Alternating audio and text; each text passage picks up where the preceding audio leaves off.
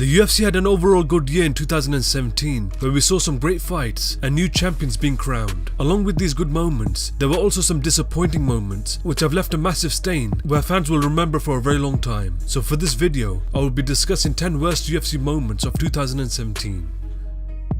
Number 10. At UFC 208, Germaine de Randamie defeated Holly Holm by a unanimous decision to become the first ever UFC Women's Featherweight Champion of the world. Germaine de Randamie refused to fight the next challenger Cris Cyborg due to her failing her drug tests in the past. She said she was even willing to have her belt stripped from her and didn't want anything to do with Cris Cyborg. She was eventually stripped of her title and moved back to the bantamweight division. I'm sure everyone wanted to see this fight happen, and it's unfortunate that Germaine de Randamie didn't go forward with this fight. Number 9. At UFC 217, Michael Bisping had been choked unconscious by Georges St. Pierre, losing his middleweight title. When Anderson Silva was pulled from his fight against Kelvin Gastelum at UFC Final 122, the UFC allowed Michael Bisping to step in on 3 weeks' notice to face Kelvin Gastelum in the main event. In the fight, Kelvin Gastelum knocked out Michael Bisping in the first round. I believe the UFC should have never allowed Michael Bisping to fight after getting choked unconscious by GSP. Many believe it was a bad move, and it should have never happened. Number 8. In 2017, BJ Penn announced his comeback to active competition and had his eyes set on the featherweight title. He last lost to Frankie Edgar by TKO at the Ultimate Fighter 19 finale. After almost a 3-year layoff, he made his return against surging featherweight contender Yair Rodriguez at UFC Final 103. In the fight, Yair Rodriguez was able to finish BJ Penn by TKO in the second round. BJ Penn next made his return against Dennis Siver at UFC Final 122, where after the 3 rounds, the majority decision was given to Dennis Siver. BJ Penn shouldn't have made the comeback, as he has already accomplished many things in the UFC. He is a legend of the sport and has done many great things in his MMA career. Number 7. On June 16th, UFC Hall of Famer Matt Hughes was airlifted from a car accident after his truck was hit by a moving train. He suffered head trauma and was unconscious and unresponsive. Matt Hughes made a successful recovery on October 4th and honored the nurses who took care of him. Number 6. On December 15th, longtime MMA head coach Robert Wallace passed away. He was the head coach of Extreme Couture, where he helped train high-level fighters such as Tim Elliott, Miesha Tate, Kevin Lee, Brian Caraway, and many more. Robert Wallace was known for his great personality and will certainly be missed. Number 5.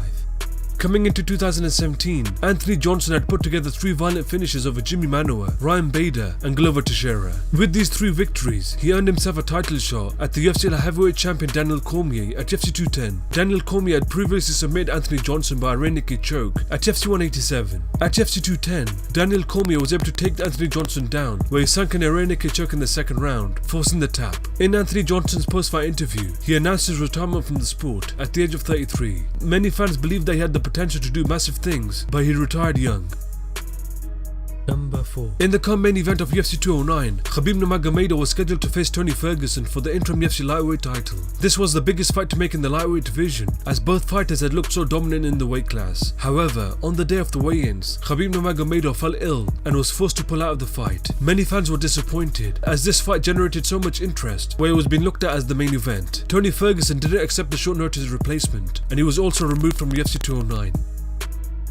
Number 3. Anderson Silva was set to face Kelvin Gastelum in the main event at UFC Final 122. Just a couple of weeks before the fight, Anderson Silva was notified for a potential doping violation by USADA and was removed from the event. Just going a couple of years back, Anderson Silva's victory over Nick Diaz at UFC 183 was overturned to a no contest due to him testing positive for banned substances. Now Anderson Silva testing positive for the second time completely casts a dark shadow over his legacy. This is Anderson Silva's second USADA violation, where he could be looking at a 4-year suspension away from the sport.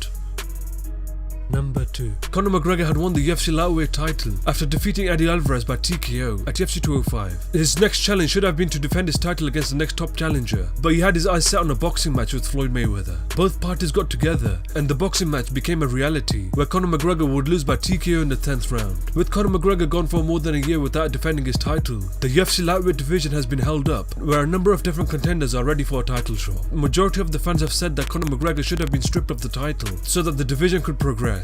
There is still no clear sign that Conor McGregor will be returning to action, where the division may be put on hold once again. Number 1. John Jones made his long-awaited return to the octagon, where he was scheduled to face Daniel Cormier in a rematch at UFC 214. John Jones originally defeated Daniel Cormier by unanimous decision at UFC 182. John Jones would later get stripped of his light heavyweight title, where later Daniel Cormier would become the champion. Both fighters had built a fierce rivalry, which had everyone excited for the rematch. At UFC 214, John Jones was able to knock out Daniel Cormier in the third round and became the UFC light heavyweight champion of the world. It finally looked like John Jones had figured everything out, but that wasn't the case. Just a couple of weeks later, John Jones would test positive for turinabol and was stripped of his UFC light heavyweight title. His win was overturned to a no contest, and the belt returned back to Daniel Cormier. This has to be the most disappointing moment of 2017, as everybody thought that John Jones was back for good this time, and he let everybody down. This is John Jones' second USADA violation, where he could be looking at a 4-year suspension away from the sport.